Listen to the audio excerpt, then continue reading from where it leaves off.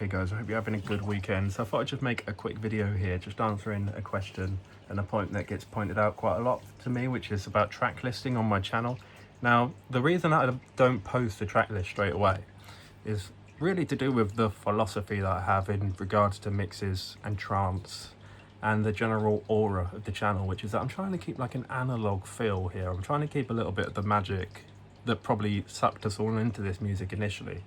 I think the problem is with being a human being in 2026 is that we're evolving alongside technology, but not necessarily with it. So a lot of people just have severe symptoms of ADHD because this technology is evolving at an exponential rate, and we're just like here, like not much is changing, but we're just becoming more and more neurotic. So what's going to happen, and I see this all the time, people click on a YouTube video and straight away you're reading the comments. So straight away you're missing the introduction of the video, which is probably one of the most important points, because people are reading the comments. Now, if the track list is there, then it completely changes your perception of the mix. And it isn't necessarily a bad thing, because the first thing you're doing is seeking an answer from the community. You're looking for a little bit of like verification or validation. Is this mix worth it? Is it worth watching this video? What have people said about this in the community? Is this good? Is it bad? And then you go into the video anticipating whatever those people have said.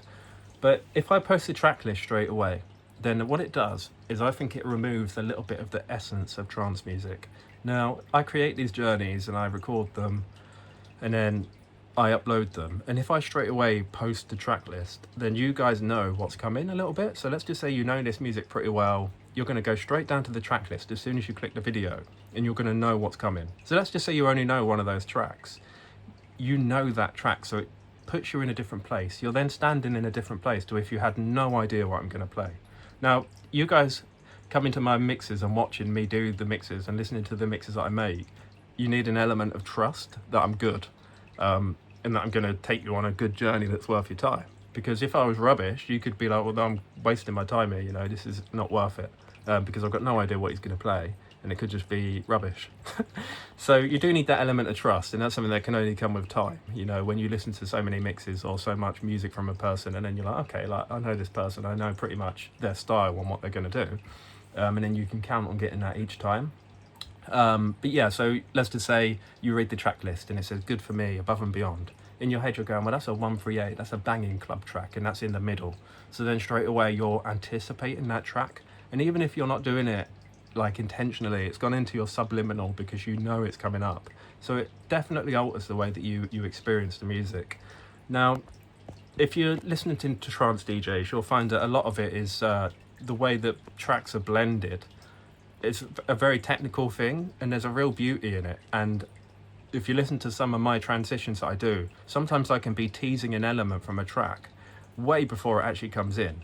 Now, that does something in your brain. I think it's a form of meditation, because you then recognize one of those elements and you're like, oh, I'm sure that's the bass from that, or I'm sure that's the high end from that track, and then you're hearing a certain snare and it sounds familiar, and then it goes away, and then you're back in that initial track that's playing, and then it comes back.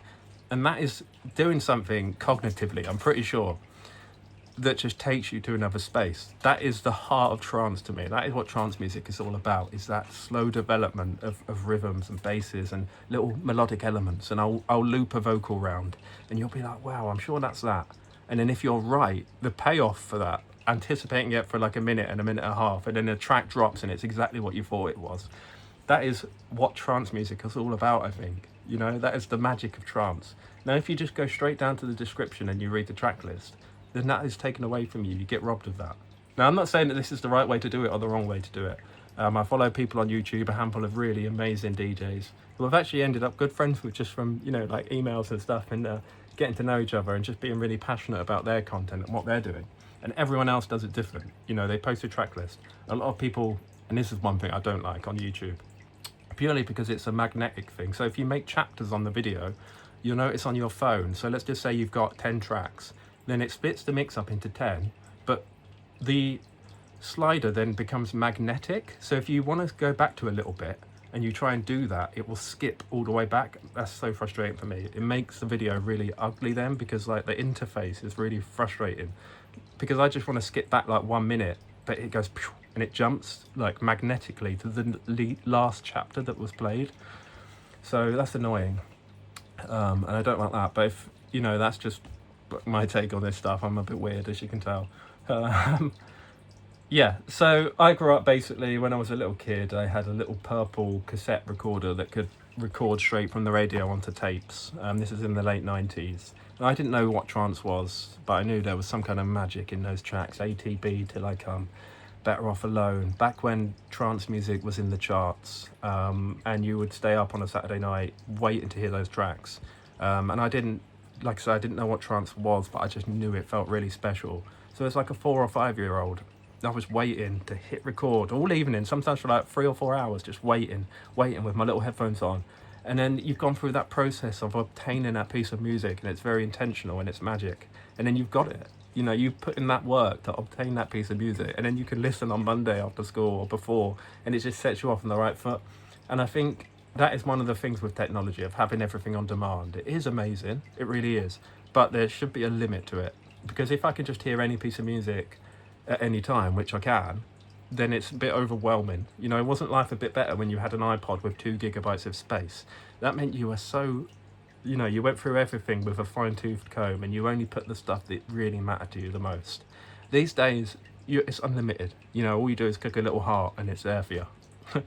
So I'm just trying to capture a little bit of the essence of how things used to be. And I think the problem is things aren't going to slow down. You know, technology doesn't go backwards.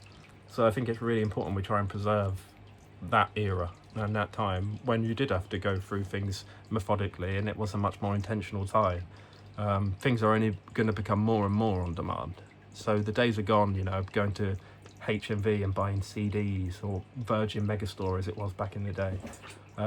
Going to record shops, you can still do that today, and it's the best experience ever to just grab 20 records from a massive selection, go over to the turntable and listen to them, and be like, I don't even know what half of these are, and then you listen, and maybe like 5 out of the 20 are amazing, or one is like sublime and the rest are okay, and it's still worth it because you went through that process. So yeah, I really want to just maintain that, and just it isn't like laziness on my part of not posting the track list. And if you guys message me and say, oh, what was that track, then within a few hours I'll get back to you and I'll give you the track ID straight away, normally with a link too.